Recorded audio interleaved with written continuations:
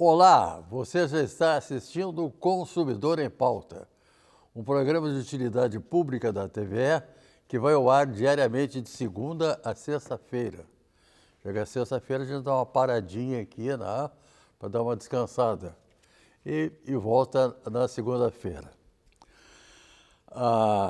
Hoje nós vamos tratar de direito previdenciário. Eu já vou dizer para vocês quem é que está aqui no programa respondendo às perguntas de vocês.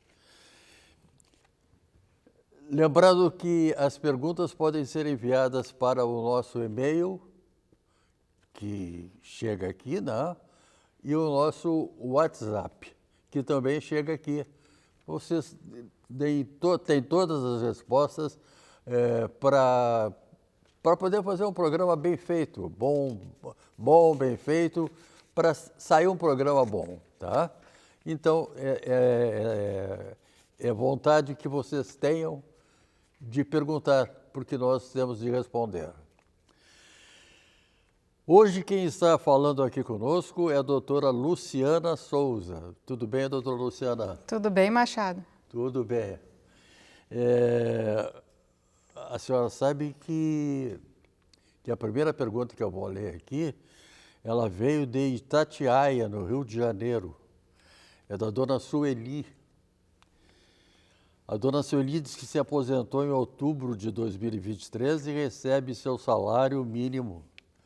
Até hoje não recebi o saque PIS, nem PASEP e o fundo de garantias. E nada da carta. E daí, doutora? Está certo isso?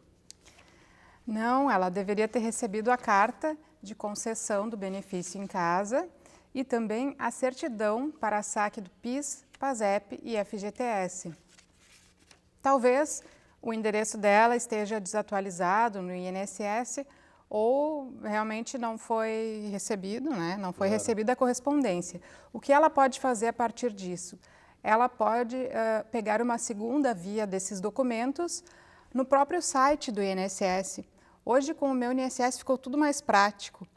Ela pode acessar o portal na internet ou até o próprio aplicativo. Existe aplicativo do INSS, onde ela pode baixar esses documentos. Então, o que ela vai fazer? Acessar com o CPF dela e uma senha, que ela vai ter que fazer essa senha. Se não tiver ainda, é a mesma senha para todos os serviços gov.br. Acessa a carteira de trabalho, aquela mesma senha, carteira de trabalho digital, né? Então, ali no meu INSS, ela consegue localizar a carta de concessão do benefício e também a certidão para saque do PIS, PASEP e FGTS. Com essa documentação, aí sim ela consegue fazer o levantamento dessas verbas. O Fundo de Garantia por Tempo de Serviço, o FGTS, essas coisas aí, elas saem tudo sai, como é que eu vou dizer assim, embolado no mesmo momento. Sim, os trabalhadores têm direito a sacar esses fundos no momento da aposentadoria. Então, ela pode, com essa documentação, ir até uma agência da Caixa para efetuar esses levantamentos. A pergunta agora é do Felipe. O Felipe diz o seguinte: sou médico e trabalho em pronto-socorro desde sempre. Ao completar 25 anos de trabalho e pronto-socorro, interrompi ininterruptamente, como é difícil essa palavra, né? Posso pedir a aposentadoria em especial? Pode pedir ou não, doutora? Bom, primeiro esclarecer o que seria a aposentadoria especial. Sim. A aposentadoria especial é um tipo de aposentadoria com tempo de contribuição reduzido, que é concedido para aquelas pessoas que trabalham em condições insalubres ou perigosas ou penosas. E é muito comum no caso dos profissionais da saúde. Então, aqueles que têm contato direto com pacientes portadores de doenças infecto-contagiosas, por exemplo, têm direito à aposentadoria especial ao completarem os 25 anos de atividade especial, mas também os outros requisitos. Porque a reforma da Previdência colocou uma idade mínima também para esses casos. No caso da aposentadoria especial, a idade mínima é de 60 anos. Se ele ainda não tiver 60 anos, pode-se calcular se já atingiu os pontos. O que seriam os pontos? É uma regra de transição prevista na reforma da Previdência, em que se soma a idade do segurado com o tempo de contribuição.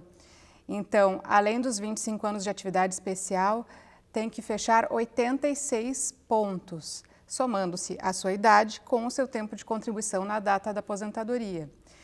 E como é que se faz para comprovar que as atividades são especiais? É através do PPP, que é o Perfil Proficiográfico Previdenciário, que o próprio local de trabalho deve fornecer, seja uma empresa, uma indústria, uma instituição hospitalar, né? O empregador que fornece esse documento ao segurado. É um formulário onde tem todas as características das atividades daquele trabalhador e, com base nisso, o INSS vai poder avaliar se a atividade é especial ou não. Só mediante isso aí que o INPS vai... Hoje em dia é obrigatório. Já teve épocas em que existia um enquadramento por categoria profissional.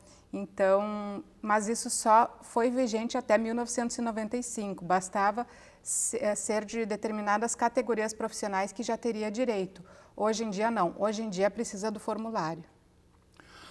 A pergunta agora é do Edgar. Contribuí por 12 anos para o INSS Rural. Com quantos anos posso me aposentar? Pergunta o Edgar. Uma pergunta sobre aposentadorias rurais. Sim, os trabalhadores rurais têm uma idade diferenciada para se aposentar. Então, além dos 180 meses de contribuição nas atividades rurais, no caso dos homens, vai precisar completar a idade de 60 anos. No caso das mulheres, a idade mínima é 55 anos. Então, é diferenciado com relação às aposentadorias urbanas.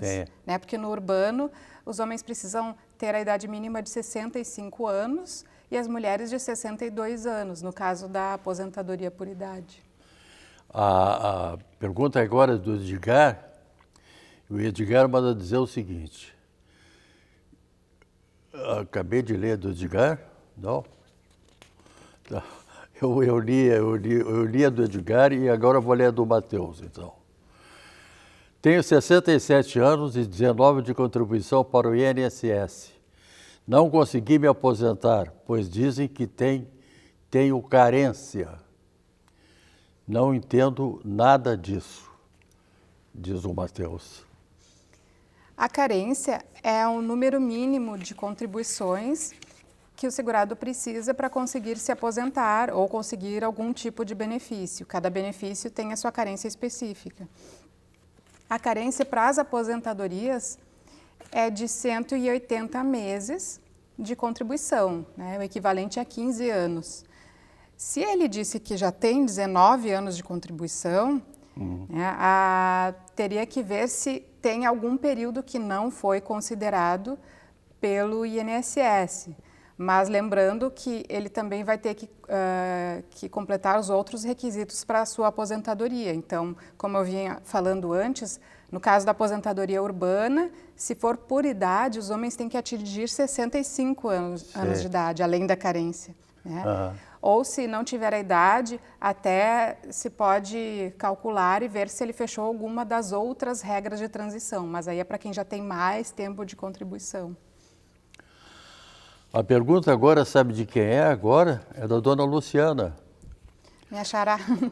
Luciana, meu filho tem 46 anos de idade e quase 30 anos de contribuição. Bom, tá aqui já separa o joio do trigo, né? Não está mais aqui quem falou, né? Bom, até quando vai precisar trabalhar para poder se aposentar? Pergunta a dona Luciana. Com a reforma da Previdência de 2019, existem várias regras para a aposentadoria.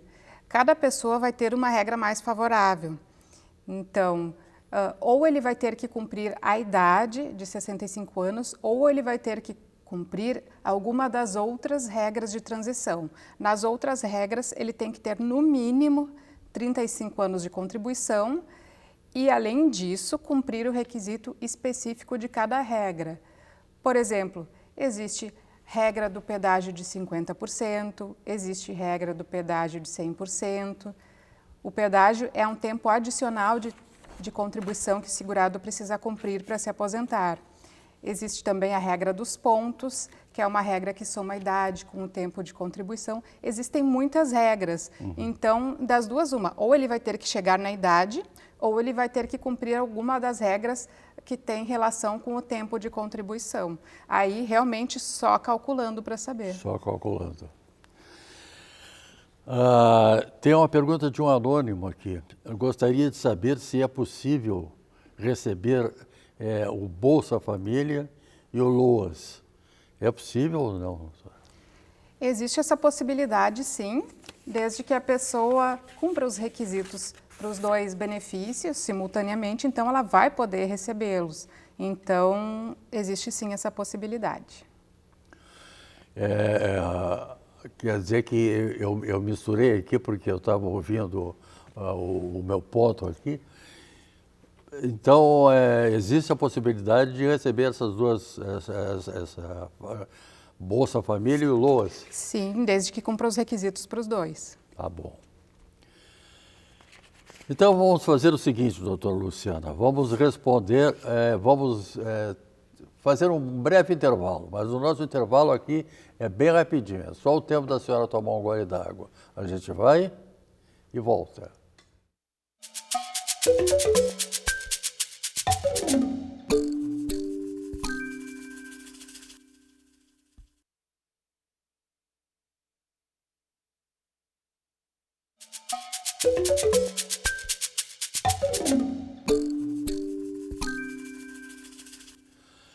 Estamos de volta, o programa é o Consumidor em Pauta e hoje nós estamos tratando de direito previdenciário. Estou conversando aqui com a doutora Luciana Souza, que está nos dando todos esses esclarecimentos a respeito de coisas que dizem respeito ao INSS. A senhora ficou devendo aqui e eu acho que no Bolsa Família e no LOAS deve ter alguns detalhes para receber junto esses dois caminhos, né? E existe esse caminho ou não? Sim. Então, o que seria o LOAS? A gente chama de LOAS o benefício de prestação continuada, que é previsto na Lei Orgânica da Assistência Social, por isso que a gente chama de LOAS, que na verdade ele não é um benefício previdenciário, e sim ele é um benefício assistencial. Então não se trata de uma aposentadoria, é um benefício previsto realmente a pessoas carentes, porque depende da renda familiar. Então não é necessário ter contribuições para o INSS, mas precisa cumprir requisitos de renda, que seria 1/4 de salário mínimo por pessoa, a renda familiar, ou seja, o INSS vai pegar toda a renda daquela família, vai somar, dividir pelo número de pessoas, então teria que ser de no máximo 1/4 de salário mínimo por pessoa, é realmente para pessoas carentes que precisam daquele benefício para sobreviver. Pois é. Além disso, tem um outro requisito que seria ou a idade de 65 anos, ou se tratar de pessoa com deficiência. Então, o benefício de prestação continuada, previsto no LOAS, ele é devido ou ao idoso ou à pessoa com deficiência. Tem essas duas hipóteses. Sim. A pergunta agora é do Marcelo. E o Marcelo pergunta o seguinte: estou recebendo auxílio doença há 3 anos e gostaria de saber se seria vantajoso converter em aposentadoria por invalidez. Tem alguma vantagem, doutora? Olha, nem sempre. Infelizmente, essa é uma das regras que mudou para pior na reforma da Previdência, porque a aposentadoria por invalidez agora nem sempre será de 100% do salário de benefício. Então, muitas vezes acontece da aposentadoria por invalidez ter um valor menor do que o auxílio-doença. Então, imagina, a pessoa ela está definitivamente incapacitada para o trabalho e vai ter uma renda menor do que teria se estivesse temporariamente incapacitada. Isso é uma grande injustiça que veio com a reforma da Previdência e ela é objeto de uma ação direta de inconstitucionalidade no STF. O nosso Supremo Tribunal Federal vai ter que decidir se essa regra é válida ou não. Então, como é que vai ser calculada a aposentadoria por invalidez? Ela vai depender do tempo de contribuição do segurado na data da aposentadoria. Então, se ele tiver apenas 20 anos de contribuição, no caso dos homens, ou 15 anos de contribuição, no caso das mulheres, o valor do benefício será de 60% da média das contribuições.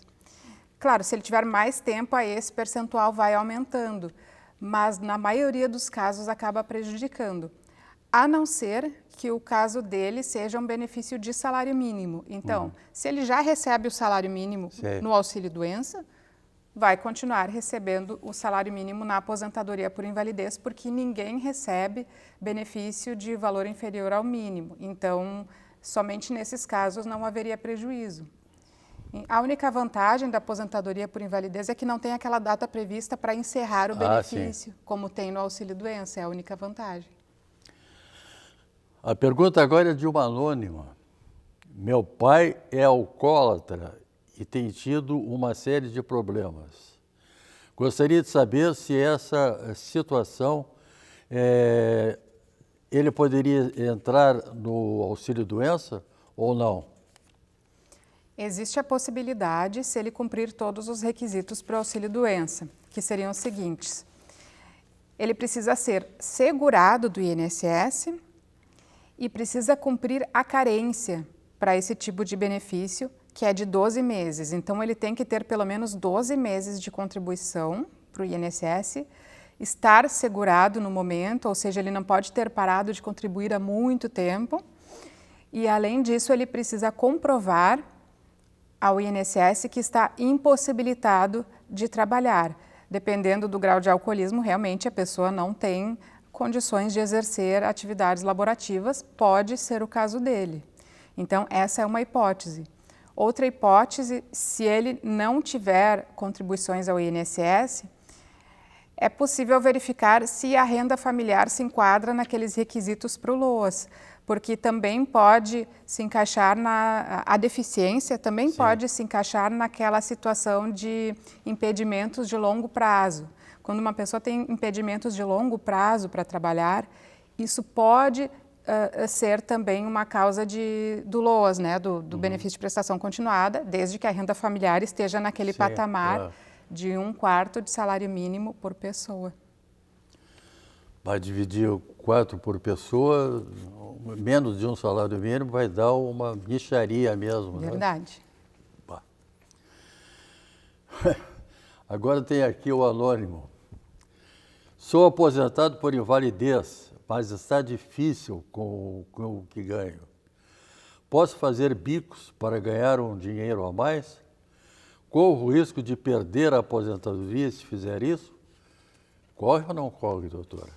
Corre esse risco, sim, porque existe uma previsão em lei de que o aposentado por invalidez que retornar voluntariamente ao trabalho pode sim ter cancelado a sua aposentadoria.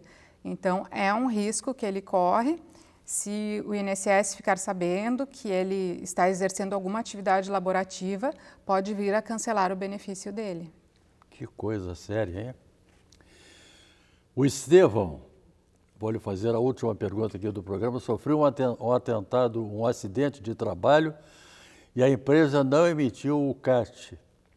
E agora, vou ficar desassistido? Pergunta o Estevão. Não, existem outras formas de comprovar o acidente de trabalho quando a empresa não emite a CAT. A CAT é a comunicação de acidente do trabalho. Na verdade, se ele sofreu um acidente do trabalho, a conduta da empresa está incorreta e a empresa pode, inclusive, ser multada por isso. Mas ele não necessariamente, por causa disso, vai ficar desassistido dos seus direitos. A CAT pode ser emitida também pelo sindicato da categoria profissional, ou ele pode pegar com o médico, o assistente dele, um laudo que comprove que a situação dele é decorrente de acidente do trabalho. E, inclusive, a própria perícia médica do INSS também pode reconhecer que se trata de um acidente do trabalho. Isso acontece às vezes. O segurado está impossibilitado de trabalhar e marca uma perícia médica solicitando um benefício por incapacidade ao INSS. No momento da perícia médica, o médico perito do INSS constata que aquela incapacidade é decorrente de um acidente do trabalho. Então, nesses casos, mesmo que a empresa não tenha emitido a CAT, é possível que ele receba um benefício decorrente de acidente do trabalho, por ter sido constatado pelo INSS. Tá bom. Estive conversando sobre o direito do previdenciário, conversei aqui com muito prazer, diga-se de passagem, com a doutora Luciana Souza. Ela prestou todos os esclarecimentos possíveis e imagináveis quanto às perguntas sobre direito previdenciário. Lembrando a vocês que na segunda-feira eu estarei de volta aqui, lembrando que mais uma vez estaremos apresentando o nosso Consumidor em Pauta. Muito obrigado, bom fim de semana e até lá.